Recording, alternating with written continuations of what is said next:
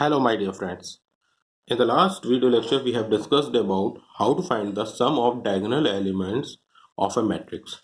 Now we are going to discuss about how to print the transpose of a matrix of order m cross n, means row and column may be different or may be a same number. Suppose, first of all we will discuss about the mathematical logic which we will use in this program. Suppose you are having a matrix of order 3 cross 2.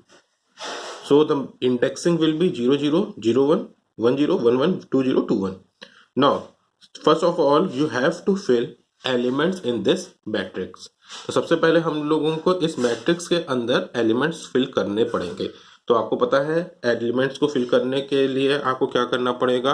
एक matrix आपने यहाँ पे assume कर ली है. Order क्योंकि m और n के terms में दिया हुआ है, ऑर्डर आपको पता नहीं था इसलिए इसने यहाँ पर आपने उसके मैक्सिमम रो मैक्सिमम साइज को 10 एज्यूम करा हुआ है.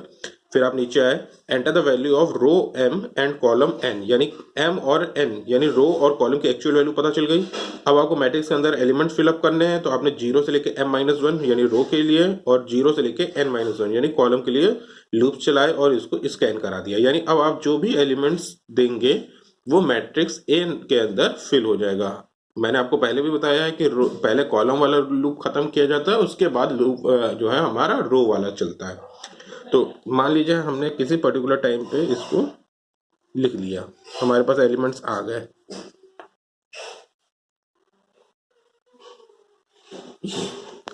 अब ये तो एक एक्चुअल मैट्रिक्स बन गई, लेकिन हमें इस मैट्रिक्स के साथ साथ इसका ट्रांसपोज भी प्रिंट कराना है. आपने मैथ में पढ़ा है, तो ट्रांसपोज के लिए क्या पढ़ते हैं कि रो और कॉलम को आपस में हम लोग इंटरचेंज कर देते हैं. यानी जो ये है हमारा कॉलम, ये रो बन जाएगा और जो ये रो है ये हमारा कॉलम बन जाएगा. इसका मतलब हो गया कि आपके पास ये आना चाहिए 5 9 और 2 6 3.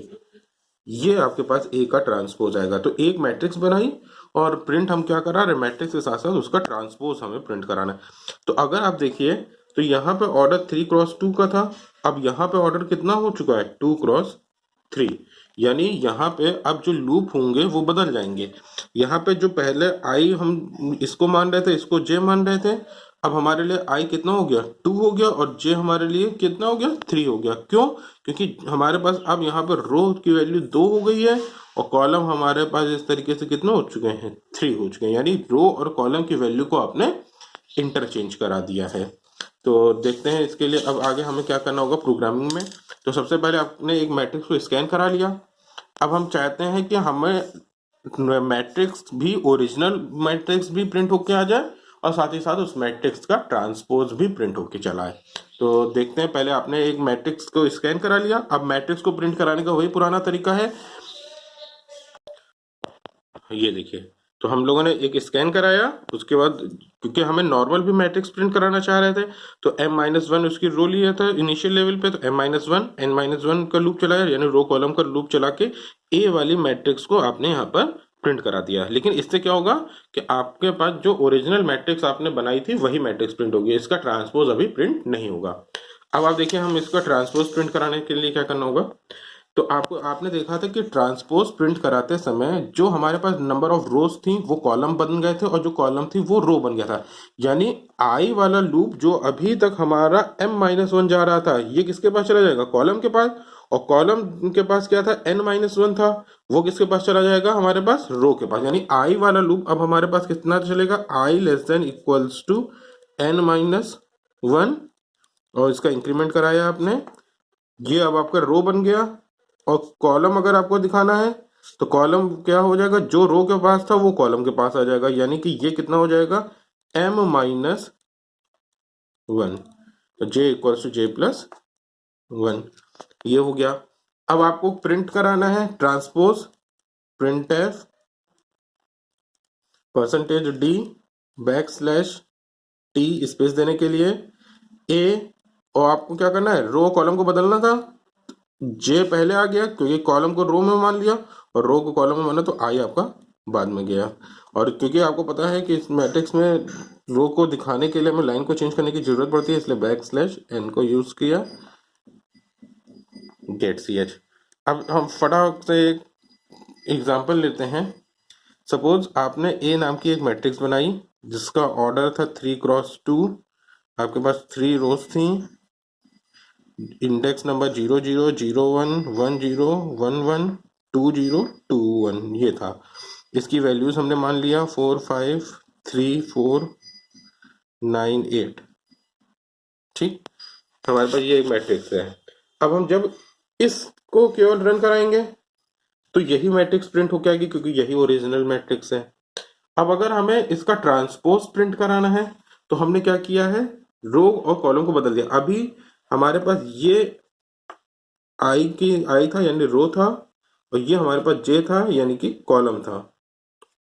अब अगर आपको ट्रांसपोज करना होगा तो क्या करना होगा कि आपको इसको रो मानना होगा और इसको कॉलम मानना होगा, यानी ये जी आई वाला लूप 0 से शुरू करके 2-1 तक जाएगा और ये अब आपका 3-1 तक जाएगा। तो शुरुआत से करते हैं। तो सबसे पहले आपने क्या किया, 0 less than equals to 2-1 condition सही है तो आप नीचे आएंगे। यहाँ पे 0 भी कहाँ से शुरू हो रहा है, जे की वैल्यू 0 से शुरू हो रही है और 3-1 यानी 2, ये वाली कंडीशन भी आपकी ट्रू निकल रही है। तो आप नीचे आए और आपने यहाँ पे क्या प्रिंट कराया है, ए 0 और आई की वैल्यू कितनी है 0। तो ए 0 पे सबसे पहले क्या लिखा हुआ था 4, यानी सबसे पहले यहाँ पे भी क्या आया 4 आया। कौन से प्लेस पे आया, ए के ट्रांसपोज में भी 0,0 के प्लेस पे आ गया। अब आप जब ऊपर जाएंगे तो पहले जे की वैल्यू में इंक्रीमेंट करेंगे। जे की वैल्यू हो गई 1 less than equals to 2, condition satisfy हो रही है। फिर हम आए तो यानी अब अगला एलिमेंट कौन सा प्रिंट होगा यहाँ पे 1, और ये आई की वैल्यू अभी भी कितनी है 0, यानी 1,0 पे कौन सा है 3, 1,0 पे यहाँ पे 3 लिखा हुआ है, यानी कि यहाँ पे अब आपका अगला एलिमेंट क्या आएगा 1,0 पे 3 आ गया। फिर आप ऊपर गए इस तरीके से।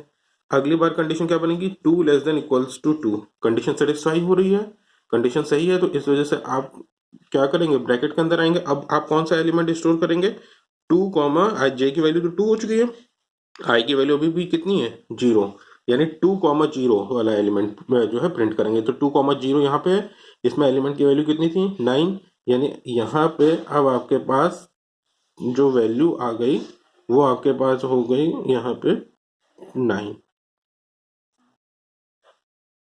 ठीक, फिर आप ऊपर जाएंगे, कंडीशन यहाँ पे फॉल्स हो जाएगी।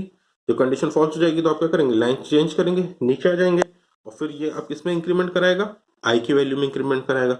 जैसे अगली बार वैल्यू क्या आ जाएगी 4 और 8।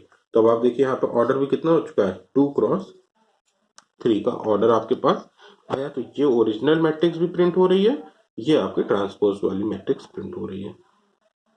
ठीक, थैंक यू।